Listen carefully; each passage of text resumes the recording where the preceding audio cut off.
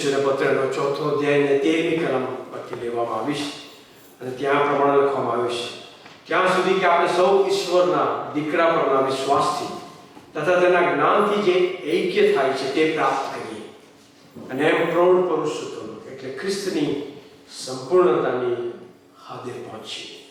ઇંગ્લિશમાં લખ્યું છે, until we all reach unity in the faith and in the knowledge of the Son of God and become mature, attaining to the whole measure of the fullness of Christ.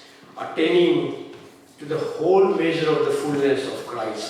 અથવા તો ખ્રિસ્તની સંપૂર્ણતાની હદે પહોંચી એ ભાગ ઉપર આપણે આખું વર્ષ મનન કરી રહ્યા છે. જે કંઈ જુદા જુદા તમને જે સંદેશાઓ અહીંથી આપવામાં આવે છે એની ઉપર એને એ આધાર વચનને અને મુદ્રાલેખને ધ્યાનમાં રાખીને આપણે અહીંયાથી મનન કરવામાં આવે છે. અને મેં ઘણા અઠવાડિયા પહેલાં મેં જે કીધું એ પ્રમાણે બે પાત્રો પર આપણે મનન કરી ગયા. હેબ્રીઓના પત્રનો 11મો અધ્યાય, એમાં હાબેલ અને હનોખ એ બે પાત્રો પર મનન કરી ગયા. અને આપણે આખું વર્ષ, બાકીનું જે વર્ષ હું જ્યારે મનન કરાવીશ ત્યારે એ જે હેબ્રીઓનો જે પત્ર છે એનો 11મા અધ્યાયમાં જે વિશ્વાસ અને સાહેબોની ભીડ છે, જે હીરોઝ ઓફ ફેથ છે, એની ઉપર આપણે મનન કરીશું. આજે આપણે નૂના પાત્ર ઉપર, નૂના જીવન પરથી આપણે થોડો સમય મનન કરવા માંગીએ છીએ. આવો આપણે પ્રાર્થના કરીએ. હા પ્રભુ, તમે બોલો, કારણ કે તમારા બાળકો અમે આજે તમારું વચન સાંભળવા માટે તમારા પાસે આવ્યા છીએ. પ્રભુ પવિત્ર આત્મા દેવ, અમે તમારા આગળ વિનંતી કરીએ છીએ કે અમારા દરેકની આત્મિક જરૂરિયાત પ્રમાણે આજે તમે અમારી સાથે વાત અને વ્યવહાર કરો. આ તમારું વચન એ તો અતિ પવિત્ર છે, એ બેધારી તલવાર કરતા વિશેષ તીક્ષ્ણ છે અને એ સાદા અને મજ્જાને ભેદે છે.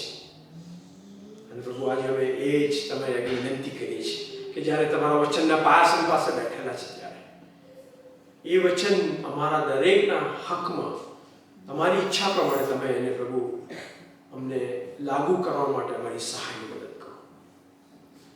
પિતાજી, મુજબ પાત્રને તમારા વધસ્તંભની આડમાં રાખો અને આજે અમે તમારો વધસ્તંભ ઊંચો કરવા માંગીએ છીએ. પ્રભુ ઈસુ, અમે તમને ઊંચા કરવા માંગીએ છીએ. સગળું માન, મહિમા અને ગૌરવ અમે કેવળ તમને આપવા માંગીએ છીએ. હવે પછીનો સમય અમે તમારા હાથમાં સોંપતા હોવાની પ્રાર્થના પ્રભુ ઈશ્વરના નામમાં માંગીએ છીએ. માટે સાંભળો અને સ્વીકાર કરો. હવે આજે આપણે નૂના પાત્રો પર મનન કરીએ છીએ ત્યારે ઉત્પત્તિનું લખેલું પુસ્તક એનો 6થો અધ્યાય, જો તમારી પાસે બાઇબલ હોય તો તમે ખુલ્લું રાખશો, કારણ કે એમાં થોડું વધારે આપણે મનન કરીશું. હવે આ બહુ ઇન્ટરેસ્ટિંગ કેરેક્ટર છે, પાત્ર છે, કારણ કે થોડું એના વિશે લખવામાં આવ્યું છે, પણ બહુ મોટી બાબત અને ઘણી બધી બાબતો આપણે એમના જીવનમાંથી શીખી શકીએ છીએ. એટલે નૂના પાત્ર વિશે આપણે મનન કરીએ એ પહેલાં આપણે એનો થોડો સંદર્ભ જોવા માગીએ છીએ. ઉત્પત્તિનું પુસ્તક એનો 6થો અધ્યાય કયા સંદર્ભ અને કયા કોન્ટેક્સ્ટમાં ત્યાં શું થતું હતું એ આપણે થોડો સમય જોવા માગીએ છીએ. તો એની પહેલી ને બીજી કલમ, ઉત્પત્તિ એનો 6થો અધ્યાય અને પહેલી ને બીજી કલમમાં આ પ્રમાણે લખવામાં આવ્યું છે, અને ભૂમિ પર માણસો વધવા લાગ્યા અને તેઓને દીકરીઓ થઈ. ત્યારે એમ થયું કે દેવના દીકરાઓએ માણસોની દીકરીઓને જોઈ કે તેઓ સુંદર છે અને જે સર્વને તેઓએ પસંદ કરી તેઓમાંથી તેઓએ સ્ત્રીઓ કરી. અહીંયા જે શબ્દનું ટ્રાન્સલેશન બરાબર નથી, પણ આપણે એને પત્નીઓ કરી અથવા તો સ્ત્રીઓ કરી એ બાબત અહીંયા લખવામાં આવી છે. હવે એ જે સંદર્ભ એવો હતો કે પૃથ્વીમાં સખત વૃદ્ધિ થઈ રહી હતી અને પૃથ્વીમાં ઘણા લોકો હતા અને તેથી કરીને શું થયું કે પછી જે દેવના દીકરાઓ હતા એમણે માણસોની દીકરીઓને જોઈને પછી એમની સાથે લગ્ન કર્યા, એમને પત્નીઓ થઈને એમના બાળકો થયા અને એ રીતે ત્યાં વૃદ્ધિ થવા માંડી. હવે આ જે દેવના દીકરાઓ છે એ થોડો કોન્સેપ્ટ થોડો કોમ્પ્લિકેટેડ છે અને એમાં ઘણા બધા સ્કોલરો જુદા જુદા મત પ્રમાણે એમાં વાત કરે, પણ જે બાબત જે આપણને શીખવા મળે છે અને ઘણા બધા સ્કોલરો એની સાથે એગ્રી થાય છે, તો જે દેવના દીકરાઓ હતા એ તો they were the children of the fallen angels. જે શેતાનની જે દૂતો હતા, જે પતિત થયેલા હતા, એમના એ દીકરાઓ હતા અને એ દીકરાઓએ માણસોની દીકરીઓ સાથે લગ્ન કર્યા. તમારી પાસે જો બાઇબલ છે તો જૂના કરારમાં અયુબનું પુસ્તક એના 3 રેફરન્સ આપણે જોઈશું, બહુ ઝડપથી આપણે જોઈશું. અયુબનો પહેલો અધ્યાય એની 6મી કલમ, ત્યારબાદ અયુબનો બીજો અધ્યાય એની પહેલી કલમ, અને અયુબનો 38મો અધ્યાય અને 7મી કલમ હું તમારી આગળ વાંચીશ. અયુબ 1:6, અયુબ 2:1, અયુબ 38:7, અને એમાં આપણે લખ્યું છે, એક દિવસ ઈશ્વર દૂતો યહોવાની આગળ હાજર થયા અને તેમની સાથે શૈતાન પણ આવ્યો. એટલે આજે ઈશ્વર દૂતો જે કહેવામાં આવે છે, બેઝિકલી દે આર એન્જલ્સ, બરાબર. ત્યારબાદ જે બીજો રેફરન્સ છે અયુબ 2:1, એમાં શું લખ્યું છે, એક દિવસે ઈશ્વર દૂતો ફરીથી યહોવાની હજુરમાં હાજર થયા અને તેઓની સાથે શૈતાન પણ આવીને યહોવાની આગળ હાજર થયો. યહોવાએ શૈતાનને પૂછ્યું કે તું ક્યાં જઈને આવ્યો? ત્યારે શૈતાને યહોવાને ઉત્તર આપ્યો કે પૃથ્વી પર આમ તેમ સર્વત્ર હું ફરીને આવ્યો છું. અને જે ત્રીજું રેફરન્સ એ તો અયુબ 38:7, એમાં પણ આ પ્રમાણે લખ્યું છે, અને સર્વ ઈશ્વર દૂતો સ્નાન કરતા હતા, તે દરમિયાન તેના ખૂણાનો પથ્થર કોણે બેસાડ્યો? એટલે આ આખું જે રેફરન્સ અહીંયા અયુબના પુસ્તકમાં લખ્યું છે એ બાબતથી આપણને ખ્યાલ આવે છે દે વર ઓલ એન્જેલિક ક્રીચર્સ, બરાબર. એ બધા દેવના દૂતો હતા. તો પછી અહીંયા આ જે દેવના દીકરાઓ છે એ જે કોણ હતા એના વિશે આપણે થોડો સમય આપણે મનન કરીશું. યહૂદાનો પત્ર એનો પહેલો અધ્યાય 6મી કલમમાં આ પ્રમાણે લખવામાં આવ્યું છે. યહૂદાનો પત્ર એનો પહેલો અધ્યાય 6મી કલમમાં, વળી જે દૂતોએ પોતાની પદવી જાળવી રાખી નહીં પણ પોતાનું સ્થાન છોડી દીધું, તેઓને મોટા દિવસના ન્યાયકરણ સુધી તેમણે અંધકારમાંના સનાતન બંધનમાં રાખ્યા છે. એટલે આ બધા દેવના દૂતો હતા, આ બધા એન્જલ્સ હતા, પણ એ લોકોએ ઈશ્વરની વિરુદ્ધમાં બળવો પોકાર્યો અને એ લોકોએ પ્રભુની વિરુદ્ધમાં જાણે કે આખો બળવો પોકારીને પછી લોકો બધા પતિત થયા. એટલે ઈશ્વરે એમને પછી અંધકારમાં રાખ્યા. They were angels, બરાબર, એન્જેલિક ક્રીચર્સ, પણ they were fallen angels. દેવના દૂતો હતા પણ તેઓ પતિત થયેલા હતા. એટલે અહીંયા ઉત્પત્તિના 6થા અધ્યાયમાં જ્યારે આ દેવના દીકરાઓની જે વાત છે અને માણસોની દીકરીની વાત છે, એ દેવના દીકરાઓ એટલે જે પતિત થયેલા જે દૂતો એમના દીકરાઓ માણસોની જે દીકરીઓ હતી એમની સાથે ત્યાં લગ્ન કરીને પછી એમાંથી જે પ્રજા ઉત્પન્ન થઈ એના વિશે અહીં લખવામાં આવ્યું છે. અને આખો જે આ સંદર્ભ છે 6થા અધ્યાયમાં, એમાં લખ્યું છે કે ત્યાં પૃથ્વી પર ભ્રષ્ટતા અને દુષ્ટતા વધી ગઈ હતી. કારણ કે આ ફોલન એન્જલ્સ હતા, જે પતિત થયેલા દૂતોને એમણે જે સ્ત્રીઓ સાથે લગ્ન કરીને જે પ્રજા ઉત્પન્ન થઈ, બધા બહુ પતિત હતા ને ભ્રષ્ટતામાં જીવન જીવતા.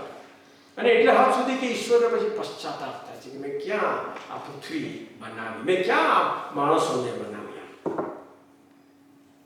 હવે પવિત્ર શાસ્ત્રમાં 66 પુસ્તકો છે, કારણ કે એ જે નાઇસીયા કાઉન્સિલ મળી ત્યારે એ લોકો ભેગા થઈને, જે આગેવાનો હતા એ લોકોએ ભેગા થઈને નાઇસીયા એટલે ટર્કીની અંદર એ લોકો નક્કી કર્યું કે આ 66 પુસ્તકોનું આ પવિત્ર શાસ્ત્ર છે.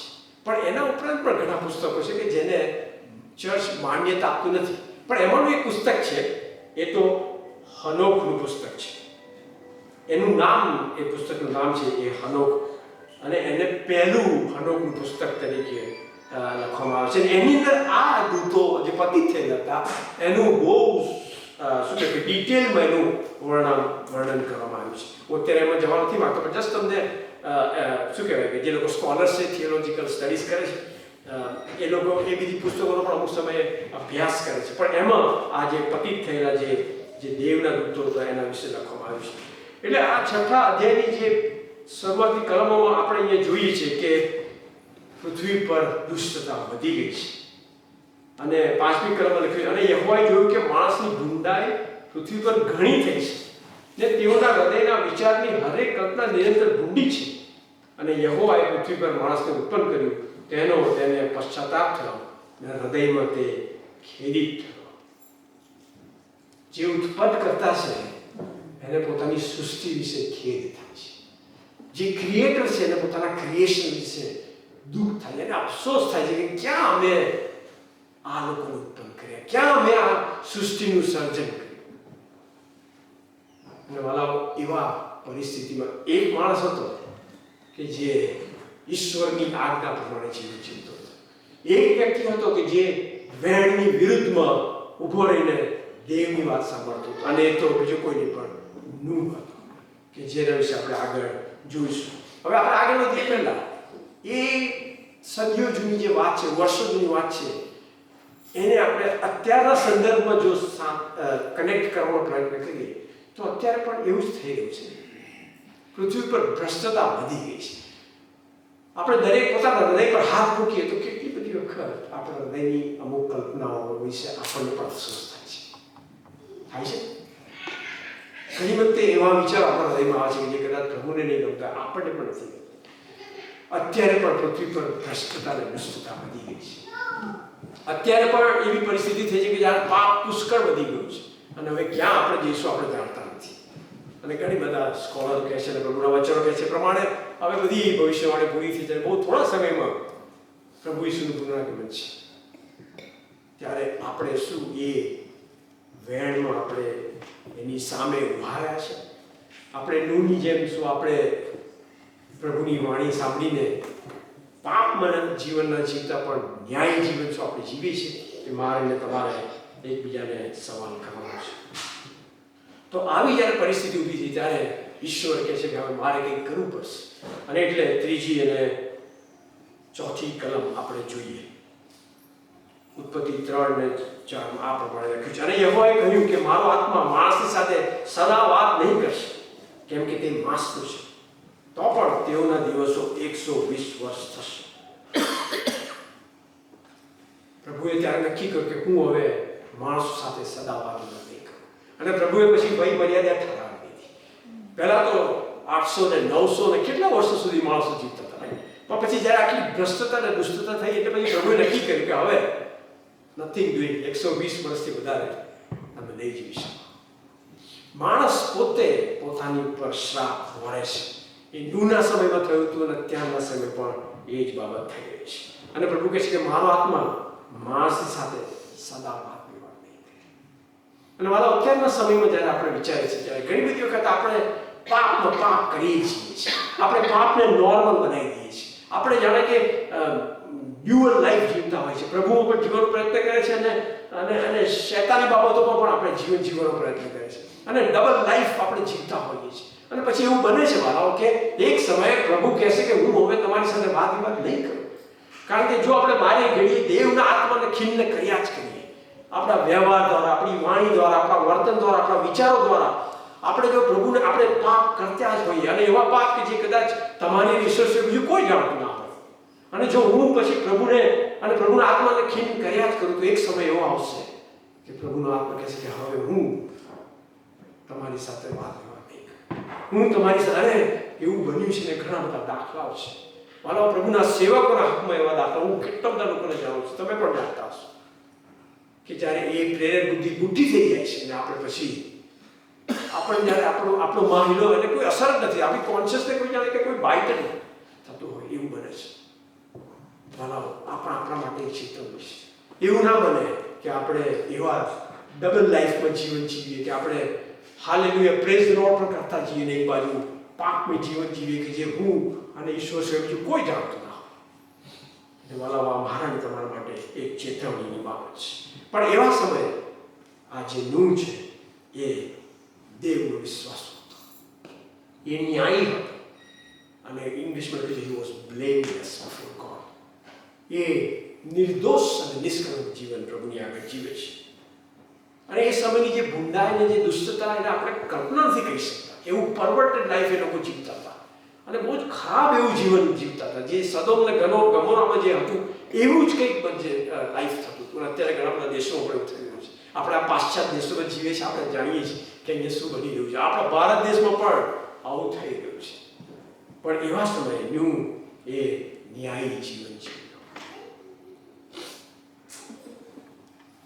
ઉત્પત્તિ 6:5 અને 7 આ પ્રમાણે કહે છે, અને યહોવાએ જોયું કે માણસની ભૂંડાઈ પૃથ્વીમાં ઘણી થઈ છે અને તેઓના હૃદયના વિચારની હરેક કલ્પના માત્ર ભૂંડી છે. અને યહોવાએ પૃથ્વી પર માણસને ઉત્પન્ન કર્યું, તેને પશ્ચાતાપ થયો અને હૃદયમાં તે ખેદિત થયો.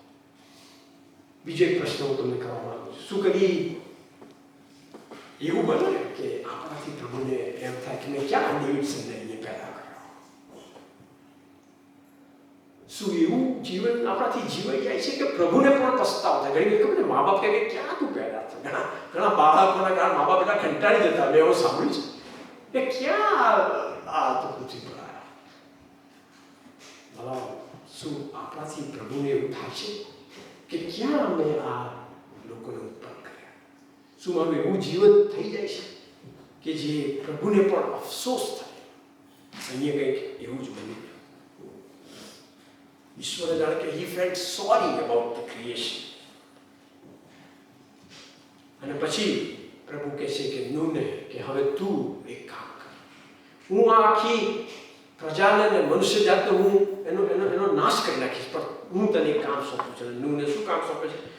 તો ઉત્પત્તિ 6:9 અને 10 આ પ્રમાણે લખ્યું. ઉત્પત્તિ 6 અને 9 શું લખ્યું છે? નૂની વંશાવળી આ પ્રમાણે છે, અને પોતાના જમાનામાં નૂ ન્યાય તથા સીધો માણસ હતો.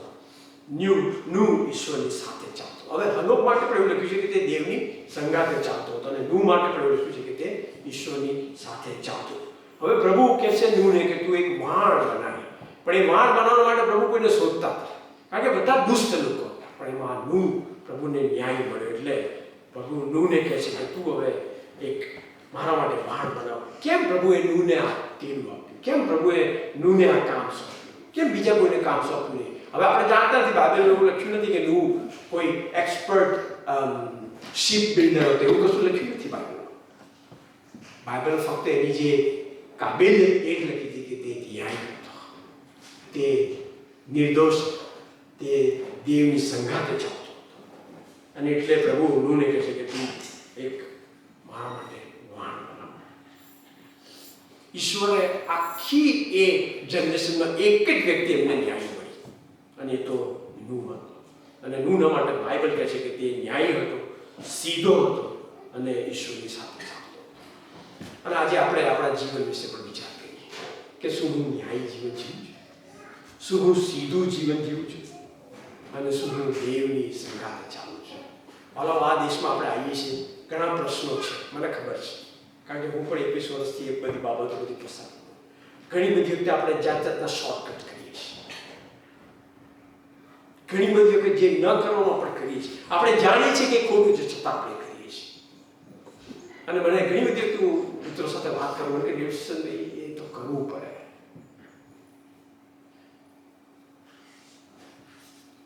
હવે હું કોઈનો ન્યાય નથી કરવા માંગતો, પણ પ્રભુ એ સગું જુએ છે. અને માનો હું જે કંઈ ડિસિઝન લઉં છું, હું જે કંઈ કરું છું ને, એના પરિણામો 7 પેઢી સુધી આવે છે. મારા જે ડિસિઝનો છે, મેં જે કર્યું છે, એ મારા બાળકો સુધી એની અસર કરે છે. અને એટલે હું હાથ જોડીને રિક્વેસ્ટ કરું છું કે જો પ્રભુમાં છીએ તો આપણે પ્રભુની રીત પ્રમાણે જીવીએ છીએ. હા, હું પ્રભુમાં નથી, હું પ્રભુને ઓળખતો નથી, તો બરાબર છે, એ તો હવે જગત પ્રમાણે આપણે જીવીએ that's ફાઇન. પણ જે દિવસ મેં પ્રભુ ઈશ્વરને મારું જીવન સોંપ્યું છે અને એમને હું મારા અંગત તરીકે સ્વીકારું છું, હું અહીંયા એને સાક્ષી આપું છું કે મેં પ્રભુ ઈશ્વરને મારું જીવન સોંપ્યું છે, અને પછી જો હું ઈસુના વિરુદ્ધના મારા જીવનમાં વ્યવહાર કરું છું અને એમના નિયમોની વિરુદ્ધમાં હું કામ કરું છું, તો એ પ્રભુને ગમતું નથી. પ્રભુને એ હર્ટ કરે છે. અને એટલે આપણે આ જાણીએ છીએ, આમાં કોઈ નવી બાબત નથી. પણ કેવું થયું છે કે we have become very complacent. Right? આપણે બહુ જ હમણાં છેલ્લા દિવસમાં ઘણા લોકો સાથે વાત કરતા હતા, અને ઘણા વિધર્મીઓ પ્રભુમાં આવે છે. અહીંયા આપણે મિતુલભાઈ છે, એની સાથે વાત કરતા ઘણા વિધર્મીઓ કહે છે કે બાપ્તિસ્મા લઈ રહ્યા છે. પછી એ લોકો જબરજસ્ત એટલા સ્ટ્રોંગ હોય છે, કારણ કે ધ ડે એ લોકો પ્રભુ ઈસુને જીવન સોંપે છે, પછી શું થાય છે કે એમના ઘરમાંથી ને એમના સમાજમાંથી ને ભયંકર એમને સતાવે, પણ તો બી એવામાં પણ એ લોકો સ્થિર ઉભા છે. પણ આપણે ખ્રિસ્તી લોકો કે જે 7-8 પેઢીથી ખ્રિસ્તી છે, આપણે એને સરળ બનાવી દીધું છે. આપણે એને બહુ હલકું કરી દીધું છે. સહેજ મને કંઈક તકલીફ થાય ને હું પછી ગુલાટ મારીને કંઈક બીજું જ કરવા માંડી કરું છું. વાલા આવું ના થાય, આવું આપણે ના કરીએ. અને હમણાં છેલ્લા 1 અઠવાડિયામાં ઘણા બધા મુલાકાતે અમારા ત્યાં હતા, બધી એકબીજા સાથે ચર્ચા કરતા હતા કે હજુ પણ આપણે ત્યાં રિવાઇવલ નથી જોવા મળતું. કેમ? What is wrong? શું છે એ આખાનું કયું પાપ આપણામાં હજુ પણ છે કે જેના કારણે હજુ આપણે એ બંધનમાંથી બહાર નથી આવતા?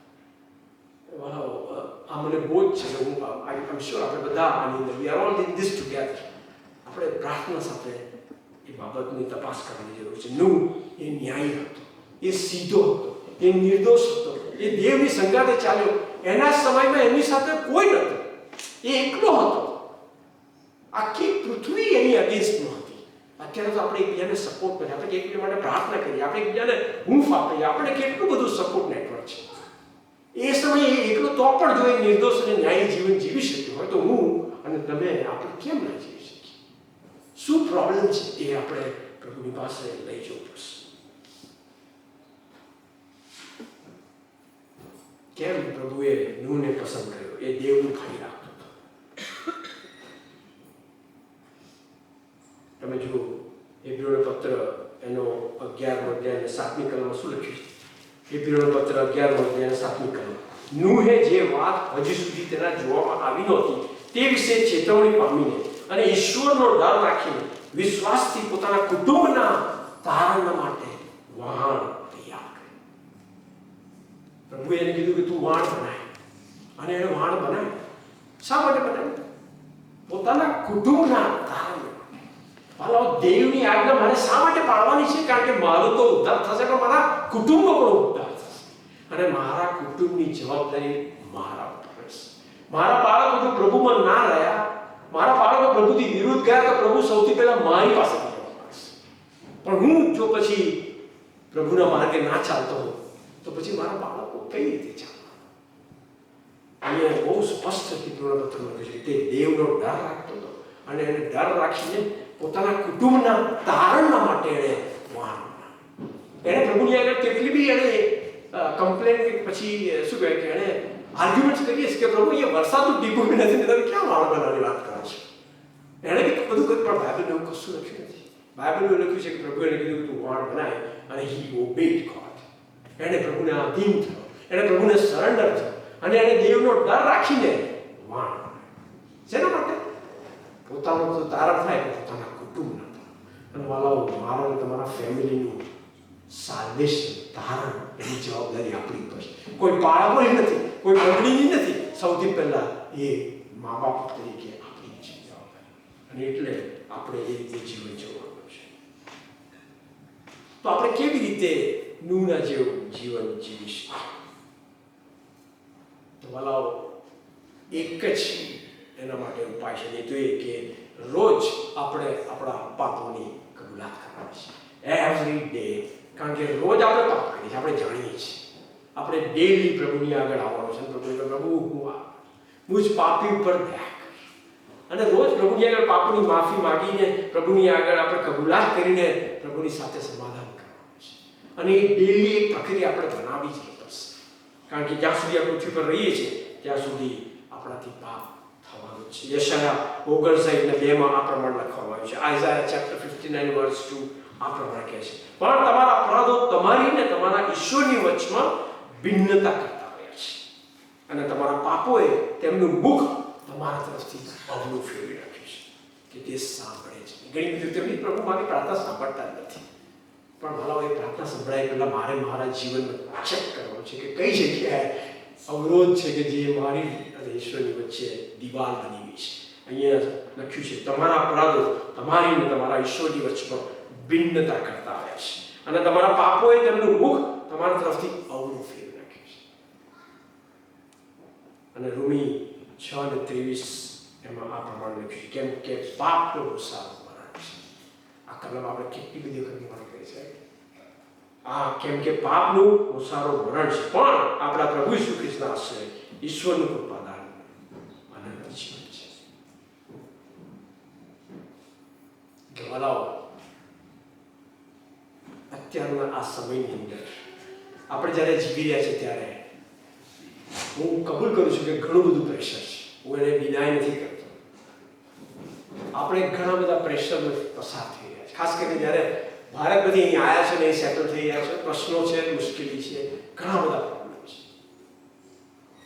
પણ એ પ્રશ્નો અને મુશ્કેલી અને પ્રેશરને સહન કરવા માટે પ્રભુનો પવિત્ર આત્મા આપણી સાથે અવેલેબલ છે.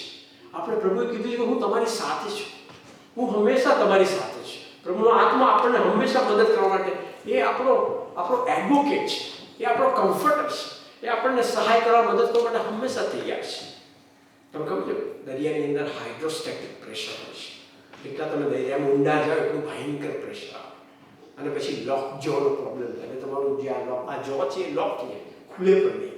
એટલે આ જે સબમરીન જે બનાવવામાં આવે છે એ સબમરીન બહુ જ ઊંડે જાય ત્યારે એમને એવી રીતે બિલ્ડઅપ કરે છે કે જે હાઇડ્રોસ્ટેટિક પ્રેશર હોય પાણીનું, એ પ્રેશરને સહન કરવા માટે અંદરથી એવું એક કાઉન્ટર પ્રેશર એ લોકો બનાવે કે જેથી કરીને સબમરીન બસ ના થાય. ખબર છે આપણે ઘણા વખત પહેલાં અમુક લોકો એક કેપ્સ્યુલમાં દરિયામાં ગયા હતા અમેરિકામાં, અને ખબર છે એ કેપ્સ્યુલ આખી બસ થઈ ગઈ. એ હાઇડ્રોસ્ટેટિક પ્રેશર છે.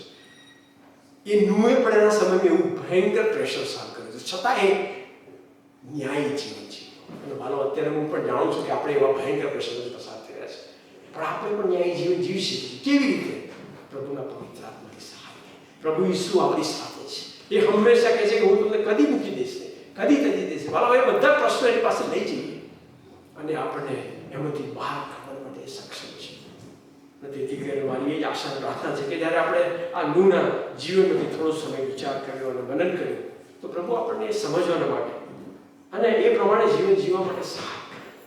આપણે લુકવોર્મ જીવન ના જીવવું, એ દૂધમાં ને દહીંમાં ના રહી. એ પ્રતિક્રમણમાં પણ લખ્યું છે ને કે હુંફાળો અને તું પેલો શું કહેવાય ટાળો કે ઊનો તું બન, વચ્ચેનું તું ના રાખે. હુંફાળો ના રહે, કાં તો તું ટાળો બન કાં તો તું ઊનો બન, તું વચ્ચેનું ના બન, તો પછી હું તને થૂકી કરીશ.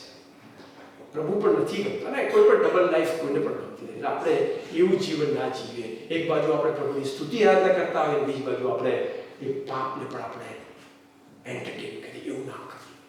અને પ્રભુ આપણને સમજવા માટે અને એ પ્રમાણે જીવન જીવવા માટે આપણી સહાય કરે. આવો આપણે આપણી આંખો બંધ કરીએ, થોડો સમય આપણે વચનના પ્રકાશમાં પોતાના હૃદયની તપાસ કરીએ.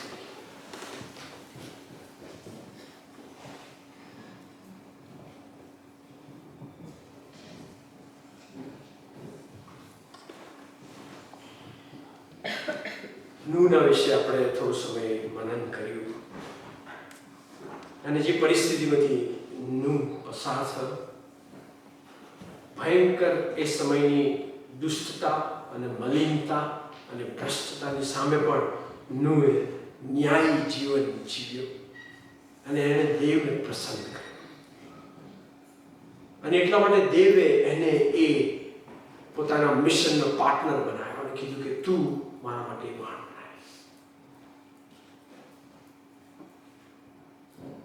અને મારો એ જ ઈશ્વર આજે પણ આપણી સહાય કરવા માટે, મદદ કરવા માટે તેઓ તૈયાર છે, તેઓ હાજર છે, તેઓ અવેલેબલ છે. ખાલી મારે એમને મારા હૃદયમાં આમંત્રણ આપીને, મારા પાપોની કબૂલાત કરીને મારે એમને જીવન સોંપવાનું છે.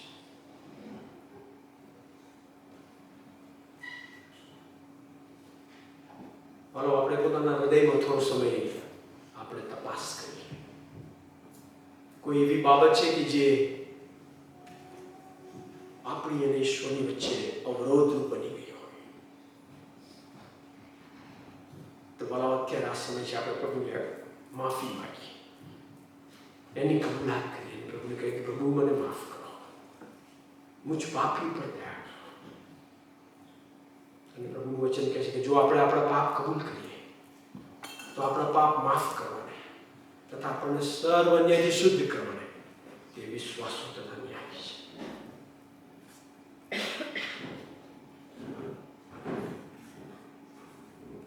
આપણે બીજા કોઈનો વિચાર ના કરીએ, આપણે પોતે પોતાના જીવનનો વિચાર કરીએ, કારણ કે તારણ તો વ્યક્તિગત છે.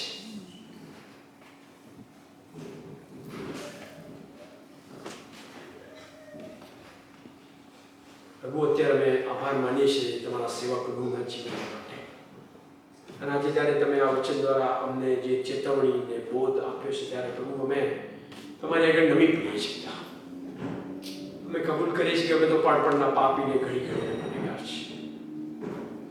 પ્રભુ તમે અમને માફ કરો. મારા પાપોની, મારા વ્યક્તિગત પાપોની માફી માંગુ છું, મારા સામૂહિક પાપોની પ્રભુ અમે માફી માંગીએ છીએ કે પ્રભુ તમે રોજ हम पापी पर दया करो, તમારા લોહીમાં અમને શુદ્ધ કરો. આજે જે હૃદયમાંથી એ પ્રાર્થના નીકળી છે પ્રભુ તમે સાંભળી છે. મારા દરેક ભાઈ બહેનો પ્રભુ તમે એમના પાપોની ક્ષમા કરો અને પ્રભુ એમની એ વિજયવંત જીવન જીવવાના માટે, એ ન્યાયી જીવન જીવવાના માટે અનુસરવાની સહાય કરો કે જેથી કરીને પ્રભુ અમારી મંડળીમાં એ તાજગી નથી ઓછો આવે. એ રિવાઇવલના માટે કે જેના માટે મેં પ્રાર્થના કરી પ્રભુ એનો અવરોધ જે પણ હોય એ પ્રભુ ઈશ્વરના અમે બંધનો દૂર થાય અને તમારા પવિત્ર આત્માનું ભરપૂરપણું આ મંડળી પર એક અમારા કુટુંબો ઉપર, અમારા ભાઈઓ બહેનો, અમારા બાળકો, જુવાનો, વડીલો ઉપર